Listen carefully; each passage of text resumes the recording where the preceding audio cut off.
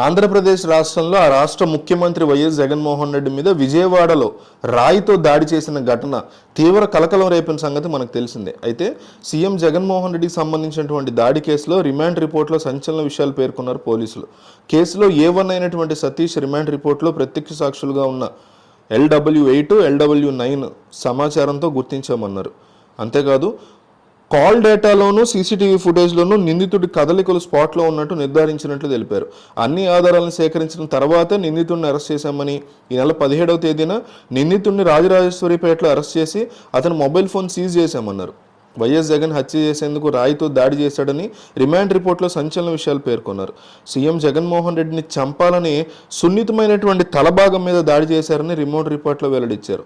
దాడి చేయడానికి cement, concrete రాయిని సింగనగర్ ఫ్లైఓవర్ మీద నుంచి తెచ్చుకుని వచ్చాడని, అతని దాడి వెనక హత్య ఉద్దేశమే ఉందని పేర్కొన్నారు. నిందితుడు ముందుగా పథకం వేసుకుని ఆ పైన దాన్ని వెల్లడించారు. కానీ కేసులో A2 ప్రోద్బలంతో కుట్ర చేసి దాడికి పాల్పడినట్టు గుర్తించామని తెలిపారు.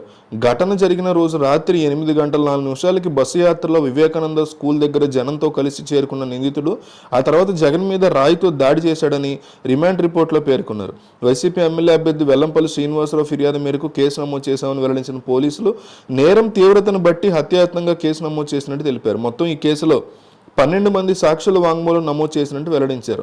అన్ని సాక్ష్యాలు, ఆధారాలు సేకరించిన తర్వాతే A1గా సతీష్ని, A2గా దుర్గారావు పేరుని చేర్చినట్టు రిమాండ్ రిపోర్ట్లో పోలీసులు పేర్కొన్నారు. అయితే ఈ విషయంలో కేంద్ర ఎన్నికల సంఘం చాలా సీరియస్గా ఉంది. ఎందుకంటే ఇన్నాళ్ళు కూడా ఇది పొరపాటు నుంచి పడిందో, లేకపోతే ఎవరన్నా క్యాట్పిల్తో ఇట్లా విసిరారో, లేకపోతే ఆకతాయిలు ఎవరన్నా చేశారో అనేటువంటి అంశంలో ఉన్నా కూడా ఇప్పుడు ఒక రాష్ట్ర ముఖ్యమంత్రి మీద, అంటే చిన్న విషయంగా చాలా పెద్ద విషయం ఇది. అది ఎవరైనా సరే, ఆ ప్లేస్లో జగన్ ప్లేస్లో చంద్రబాబు ఉన్నా, కేసీఆర్ ఉన్నా, రేవంత్ ఉన్నా, ఎవరున్నా సరే, ఒక రాష్ట్ర ముఖ్యమంత్రి మీద ఎన్నికల టైంలో ఎన్నికల సంఘం ఆధ్వర్యంలో పోలీసు శాఖ, అట్లాగే ఇంటెలిజెన్స్ చీఫ్, ఇంటెలిజెన్స్ డిపార్ట్మెంట్, ఇవన్నీ కూడా ఇప్పుడు ఎలక్షన్ కమిషన్ చేతిలో ఉంటాయి. ఇట్లా ఉన్న టైంలో నేరుగా సీఎం మీద హత్యాయత్నం జరిగింది. అది కూడా ఒక రాయి, సిమెంట్ రాయిని తెచ్చుకుని మరి ఒక చోట నుంచి ఒక అతను జనాల్లో కలిసిపోయి విసిరాడంటే డెఫినెట్లీ ఇది హత్యాయత్నం అని పోలీసులు చెప్పడంతో దీని మీద చాలా సీరియస్గా ఉంది కేంద్ర ఎన్నికల సంఘం. జగన్మోహన్ రెడ్డికి ఒక ప్రత్యేక భద్రతని, బలగాల్ని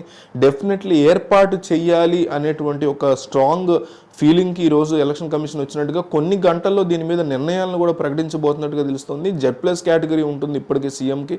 ఇంకా ఎక్కువ భద్రతని హోంశాఖ నుంచి పర్మిషన్స్ తీసుకుని, కేంద్ర హోంశాఖ నుంచి డెఫినెట్లీ జగన్మోహన్ రెడ్డికి ఒక స్పెషల్ ప్రొటెక్షన్ని ఏర్పాటు చేసే ఆలోచనలో ఉన్నట్టుగా తెలుస్తోంది మనకి.